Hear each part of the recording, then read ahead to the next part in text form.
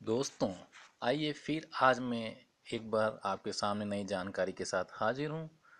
दोस्तों, आज मैं जो जानकारी लाया हूँ ये जानकारी हमारे दिलों से जुड़ी, हर एक के दिलों से जुड़ी है। दोस्तों, हम सभी का एक सपना होता है कि हम भी कहीं विदेश घूमने जाएं, लेकिन बजट के कारण हम अपने इस सपने को पूरा नहीं कर पाते हैं। दोस्तों, आज मैं आपको बताऊंगा कि हम कम बजट में कौन कौन से विदेशी शहरों को घूम सकते हैं और कहाँ हम इन देशों में एक रॉयल यात्रा का एक लुत्फ़ उठा सकते हैं। दोस्तों, आज जो मैं आपको बताने जा रहा हूँ वो ऐसे देशों के बारे में है जहाँ आप कम पैसों में बढ़िया सैर कर सकते हैं। जी हाँ, जैसा कि हम सब विदेश घूमने की चाहत रखते हैं पर पैसों की वजह से हम ऐसा नहीं कर पाते, क्योंकि वो हमारे बजट से बाहर होता है। पर आज मैं जिन देशों के बारे में आपको बता रहा हूँ वो आपके बजट से बाहर नहीं है।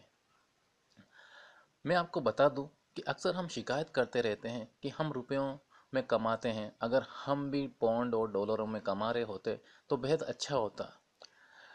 और हम अक्सर ही भारतीय रुपए की तुलना डॉलर पौंड से करते हैं और काफ़ी निराश होते हैं। पर दोस्तों, कुछ देश दुनिया में ऐसे भी हैं जहां भारतीय रुपए की कीमत वहां की करेंसी से काफ़ी ज़्यादा है।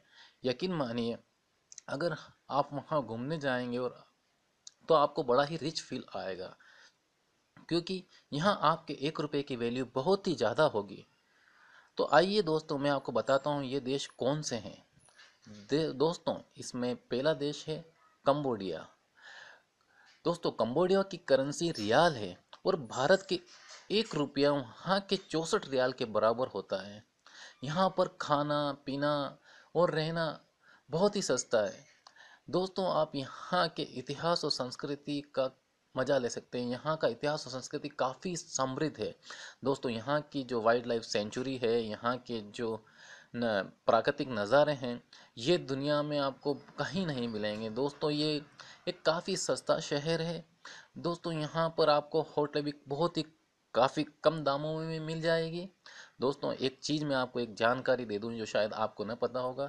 दोस्तों, कंबोडिया के अंकोर में स्थित अंकोर वाट का जो मंदिर है वो दुनिया का सबसे बड़ा हिंदू मंदिर परिसर है और सबसे बड़ा धार्मिक स्थल है।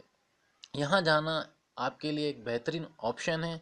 आप यहाँ जाएं, यहाँ की वाइल्ड लाइफ को, यहाँ की प्राकृतिक नज़ारों को का लुत्फ़ उठाएं।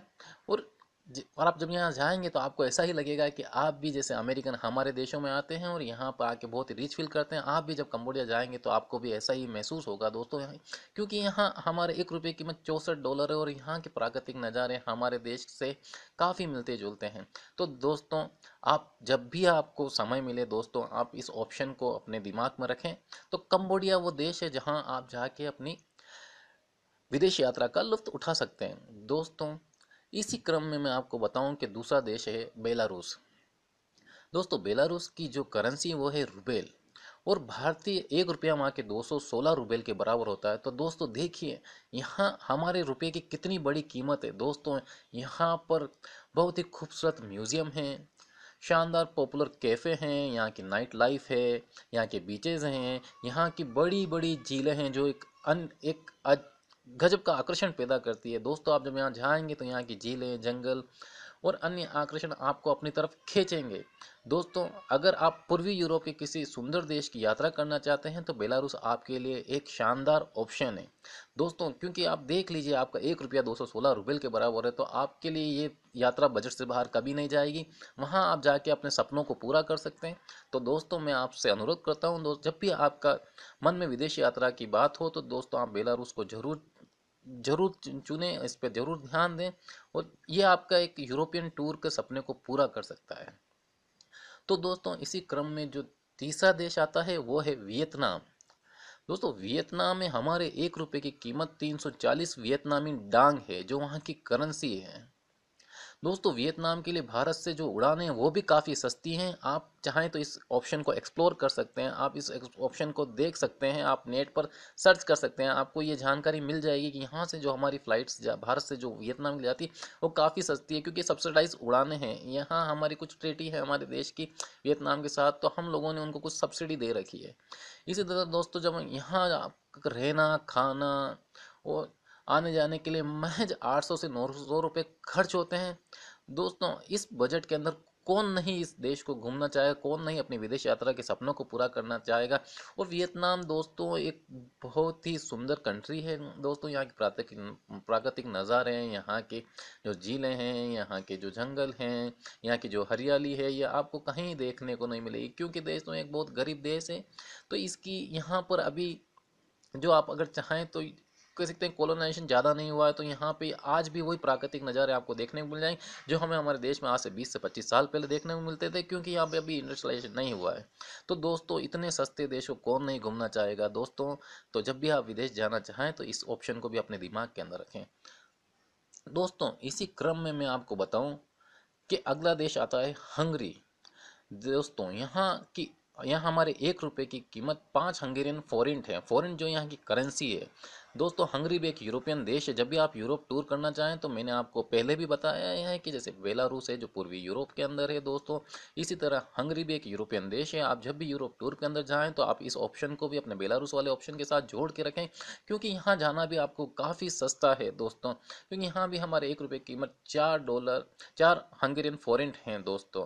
दोस्तों यहाँ अगर आपने सुना हो तो यहाँ की वाइन, यहाँ के स्पा, यहाँ के दिलखुश लोग, यहाँ का ओपन कल्चर सबको अपनी तरफ आकर्षित करता है। दोस्तों यहाँ के जो लोग हैं वो एक बहुत ही दिलखुश लोग हैं।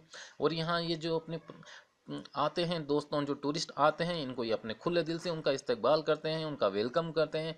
बेशक दोस्तों अगर आप हंगरी जाएं तो आपका हंगरी जाना वर्थ है, क्योंकि दोस्तों ये एक बहुत ही खूबसूरत देश है दोस्तों। एक आपको एक यूरोपियन टूर की असली फील कराएगा।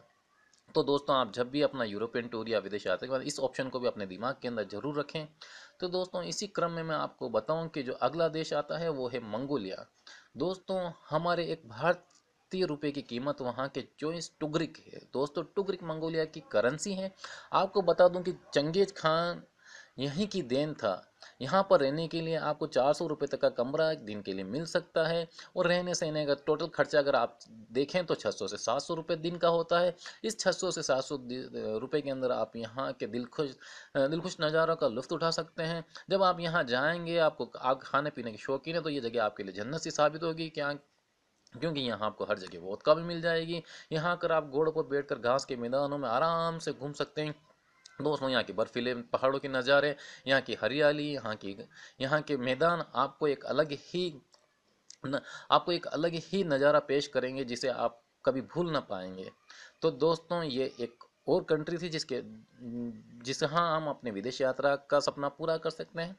तो दोस्तों अगली जो कंट्री है वो है नेपाल, जिसके बारे में हम सब जानते हैं। दोस्तों यहाँ हमारे एक भारतीय रुपए की कीमत 1.5 रुपये के बराबर, लमसम 1.5 रुपये के बराबर है। हम नेपाल के बारे में तो हम सभी जानते हैं दोस्तों। ये एक खूबसूरत देश है, एक हिंदू देश है। यहाँ पर बड़े बड़े मंदिर हैं। यहाँ के हिमालय के प्राकृतिक नज़ारे हर किसी को अपनी ओर खींचते हैं दोस्तों। यहाँ पर आप वाइट वाटर राफ्टिंग के साथ साथ चितवन में जंगल की सफारी का मज़ा भी ले सकते हैं। और इसके बारे में तो मैं आपको क्या बताऊं, काठमांडू ये तो एक अपने आप में पूरे वर्ल्ड में फेमस ही है।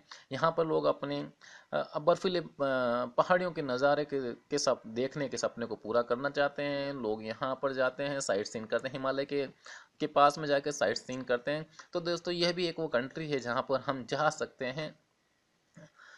तो दोस्तों एक चीज़ मैं और बताऊं कि भारतीय होने के नाते अमेरिका की तरह हमें कुछ 147 देश जो 150 देश के करीब है, यहाँ पर हमें बिना वीज़ा के तो नहीं जा सकते जैसे कि अमेरिकी लोग जाते हैं। अमेरिकी लोगों पूरे विश्व के अंदर कुछ करीब 150 देशों ऐसे हैं जहाँ पर उनको वीज़ा की ज़रूरत नहीं पड़ती है।